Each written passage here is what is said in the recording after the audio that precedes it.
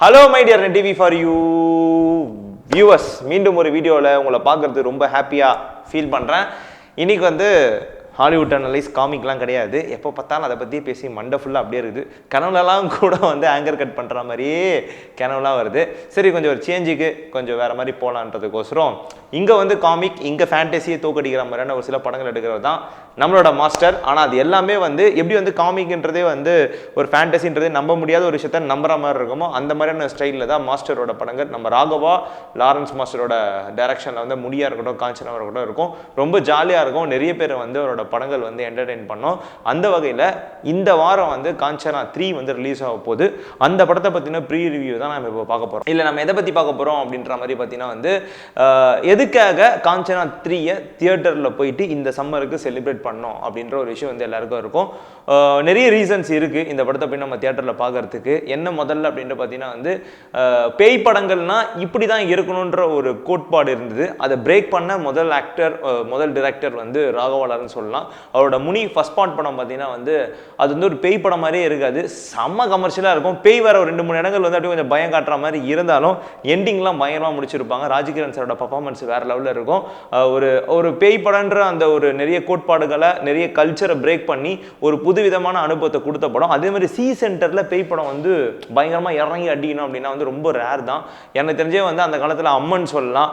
அதுக்கப்புறம் வந்து ஏதாவது ஒரு சில படங்கள் சொல்லலாம். அந்த அருந்ததி அனுஷ்காவோட நடிப்பில் அந்த படங்கள் சொல்லலாம். இப்படி இருக்கும்போது C centre, B centre, A centre எல்லா ஏரியாலையும் ஒரு பேய் படம் இறங்கி அடிக்கணும். எல்லா ஏரியாவில் இருக்கிற ஆடியன்ஸையும் வந்து பார்க்க வைக்கணும். சத்தியம் தியேட்டர்லேருந்து ஆரம்பித்து லோக்கல் தியேட்டர் வரலாம், எல்லா டைப் ஆஃப் ஆடியன்ஸும் இந்த பேய் படத்தை பார்க்கலாம், இந்த மாதிரியான படங்களை பார்க்கலாம்னா அதுக்கு வந்து கண்டிப்பாக மாஸ்டரோட முனி, காஞ்சனா போன்ற படங்கள் வந்து சொல்லலாம். ஏன்னா எல்லாருக்கும் வந்து அந்த படத்தை விரும்புவாங்க. மெயினாக வந்து குழந்தைகள் வந்து ரசிக்கிறதுக்கு நிறைய விஷயங்கள் இருக்கும். அவர் வந்து ஒரு மல்டி லெவல், எப்படி சொல்கிறதுனா வந்து எல்லாமே தெரிஞ்ச ஒரு ஆள், சகலகலா வல்லவன் சொல்லலாம். அவர் வந்து ஒரு நல்ல டான்ஸரு அண்ட் நல்ல ஆக்டரு, நல்ல டைரக்டரு அண்ட் ப்ரொடியூசர், இந்த மாதிரி நிறைய விஷயங்கள் சொல்லலாம். இவரோட திறமைகள் எல்லாத்தையும் வந்து வெளியில் இருக்கிறவங்க எப்படி யூஸ் பண்ணுறாங்கன்றது எனக்கு தெரியல. ஆனால் அவரை யூஸ் பண்ணிக்கிற விதம் வந்து அவரோட படங்களில் ரொம்ப கச்சிதமாகவும் இருக்கும், ரொம்ப சூப்பராகவே இருக்கும். ஃபஸ்ட்டு முனி 1 வேதிகா அண்ட் ராஜ்கிரண் இருப்பாங்க. அந்த படமும் வந்து ஒரு பூமி, ஒரு நிலத்தை பற்றின ஒரு பிரச்சனை தான் இருக்கும். அண்ட் அடுத்து காஞ்சனா அண்ட் ஒரு திருநங்கை, அவங்க படுற வாழ்க்கையில் அவங்க படுற அவலங்கள், அது இந்த சமுதாயத்துக்கு மத்தியில் அவங்க உயர்ந்து வரணும் போது அவங்களோட இறப்பு, அதை பழி வாங்குற மாதிரி அது ஒரு இடத்த சம்மந்தப்பட்ட மாதிரி தான் இருக்கும். அண்டு அதுக்கப்புறம் பார்த்தீங்கன்னா காஞ்சனா 2 வந்து ஒரு சூப்பரான லவ் ஸ்டோரி ஒன்று சொல்லியிருப்பாங்க. ஒரு ஹேண்டிகேப்டு கேரக்டரில் நித்யா மேனன் செம்மையாக பர்ஃபார்ம் பண்ணியிருப்பாங்க. ஒரு சூப்பரான லவ் ஸ்டோரி வந்து அதில் வந்து சொல்லப்பட்டிருக்கும். ஸோ இதை தாண்டி இப்போ காஞ்சனா 3 இவங்க என்ன சொல்ல வரப்போ சத்தியமாக வந்து படத்தோட ட்ரைலர் பார்த்து கூட நம்மளால கண்டுபிடிக்க முடியல. ஏன்னா நிறைய ஷார்ட்ஸ், நிறைய சூப்பரான விஷயங்கள் வந்து உள்ள இருக்கு. மாஸ்டரோட படங்கள்னாலே குறைஞ்சது ஒரு 2 ஹீரோயின் வந்து எப்படியாவது எடுத்துகிட்டு வந்துடுவார்.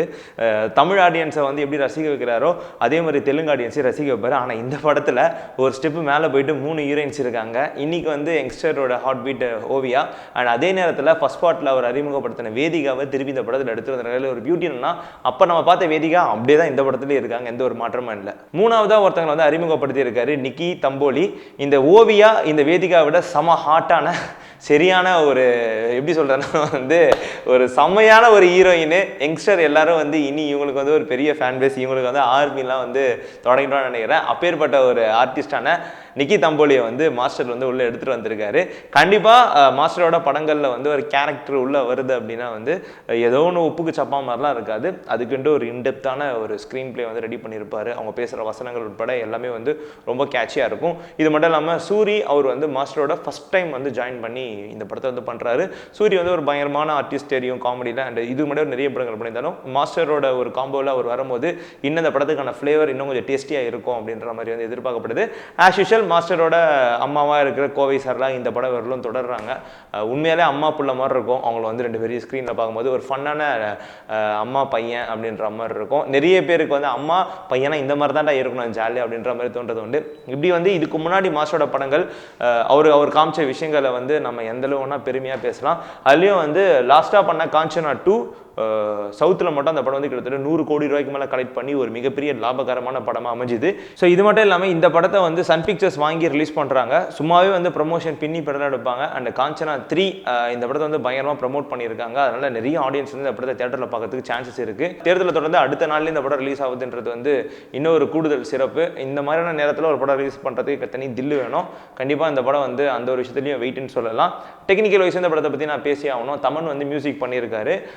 வெற்றி அவர்கள் வந்து ஏற்கனவே இவங்களாம் மாஸ்டர் கடை ஒர்க் பண்ண டீம் தான். வெற்றி நம்ம அஜித் சார் அண்ட் சிறுத்தை சிவா காம்போல எல்லாமே சினிமாட்டோகிராஃபி அவர் தான். அவர் வந்து இந்த படத்துக்கு சினிமாட்டோகிராஃபி பண்ணியிருக்காரு.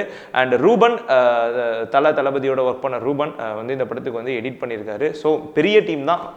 டெக்னிக்கல் வைஸும் கேஸ்ட் வைஸும் எல்லாமே ஒரு பெரிய பட்ஜெட்டில் எடுக்கப்பட்ட படமாக தான் இந்த முனி 4 காஞ்சனா 3 வந்து வந்திருக்கு. இது மட்டும் இல்லாமல் சண்டை காட்சிகள்லாம் வடிவமைச்சிருக்கு யார் பார்த்தீங்கன்னா சூப்பர் சுப்ராயன் மாஸ்டர் வந்து பண்ணியிருக்காரு. 2-3 ஷார்ட்ஸ்லாம் பார்க்கும்போது ரொம்ப பயங்கரமாக இருந்தது.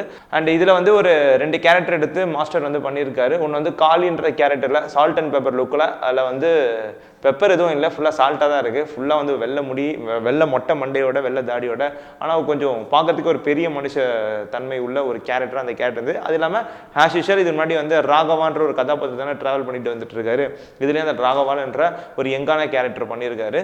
அண்ட் கலர்ஃபுல்லான சாங்ஸ் எல்லாம் படத்தில் இருக்கும். மாஸ்டரோட டான்ஸ் ஸ்டெப்லாம் பட்டையை கலப்போம் அப்படின்றது மட்டும் இந்த ட்ரைலர் பார்க்கும்போது தெரிஞ்சுது. கண்டிப்பாக அந்த சம்மர் தியேட்டரை போயிட்டு என்ஜாய் பண்ணி எல்லாரும் பார்க்குற ஒரு முக்கியமான படமாக காஞ்சனா 3 இருக்கும்.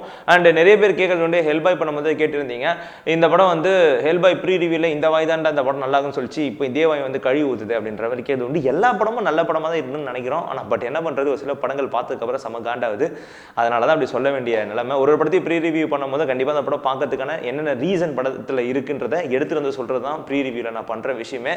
ஸோ இந்த படத்தை எதுக்காக தேட்டரில் பார்க்கணுன்ற ஒரு விஷயம் சொல்கிறோம். அதுக்கப்புறம் தேட்டரில் பார்க்கும்போது அந்த விஷயம் நம்மளுக்கு கிடைக்கலன்னா டிசப்பாயின்மெண்ட் தான். அதுதான் நான் பண்ணிட்டு இருக்கேன். ஸோ அந்த வகையில் காஞ்சனா 3 எப்படி இருக்குன்றதை நானும் தேட்டரில் போய் பார்த்தா தான் என்னால் சொல்ல முடியும். அண்ட் காஞ்சனா 3 இந்த படத்தை நீங்க தியேட்டர்ல போய் பார்க்கணுன்றதுக்கான உங்களோட தாட்ஸ் அண்ட் உங்களோட ரீசன் ஏதாவது இருந்தா என்னோட கருத்துக்களை நான் உங்ககிட்ட பதிவிட்டுட்டேன். உங்களோட ரீசன்ஸ் ஏதாவது இருந்தால் அந்த மறக்காம உடனே கீழே கமெண்ட் பாக்ஸ்ல கமெண்ட் பண்ணுங்க. இது மட்டும் இல்லாம காஞ்சனா 3யோட 2 வீடியோ சாங் அபிஷியலா ரிலீஸ் பண்ணிருக்காங்க. அதுக்கான லிங்க் கீழே இருக்க டிஸ்கிரிப்ஷன்ல இருக்கு. வேணும்னா அதையும் பார்த்து என்ஜாய் பண்ணுங்க. அது இல்லாம நம்ம T4ல இதுக்கு முன்னாடி வந்து காஞ்சனா 3யோட மேக்கிங் வீடியோஸ் பத்தி ஒரு வீடியோ ஒன்று பண்ணியிருந்தோம். அதையும் பார்த்து காஞ்சனா 3 பத்தின அப்டேட் உங்களுக்கு ஏதாவது தெரியணும்னா அதையும் பார்த்து வந்து தெரிஞ்சுங்க. படம் பார்த்துட்டு வந்து ஃபுல்லா எக்ஸ்பிளைன் பண்றேன். படத்துக்குள்ள என்னென்ன விஷயங்கள் இருக்கு, எவ்வளோ சூப்பராக பண்ணியிருக்காங்க, இல்லை வந்து ஏமாற்றங்கள் ஏதாவது உள்ள நிரம்பி இருக்கா போன்ற விஷயங்களை பார்த்துட்டு வந்து சொல்கிறேன். கிட்டத்தட்ட 40 கோடி ரூபா பட்ஜெட்டில் இந்த படத்தை வந்து எடுத்திருக்காங்கன்றதே வந்து ஒரு பெரிய விஷயம் தான். ஏன்னா ராகவா லாரன்ஸ் மாஸ்டரோட கெரியர்லேயே அதிக பட்ஜெட்டில் எடுக்கப்பட்ட படமாக இந்த காஞ்சனா 3 வந்து அமைஞ்சிருக்கு. அது வந்து ஒரு கூடுதல் சிறப்புன்னு கூட சொல்லலாம். வெயிட் பண்ணிட்டே இருங்க. காஞ்சனா 3யோட ரிவ்யூவில் நம்ம சந்திப்போம். வேற ஒரு வீடியோவில் வேற ஒரு இன்ட்ரெஸ்டிங்கான கான்செப்டோட மீண்டும் வந்து நான் உங்களை சந்திக்கிறேன். அதுடன் tata, bye bye. Hi, this is GV Prakash. Net TV for you. Like பண்ணுங்க, ஷேர் பண்ணுங்க, சப்ஸ்கிரைப் பண்ணுங்க.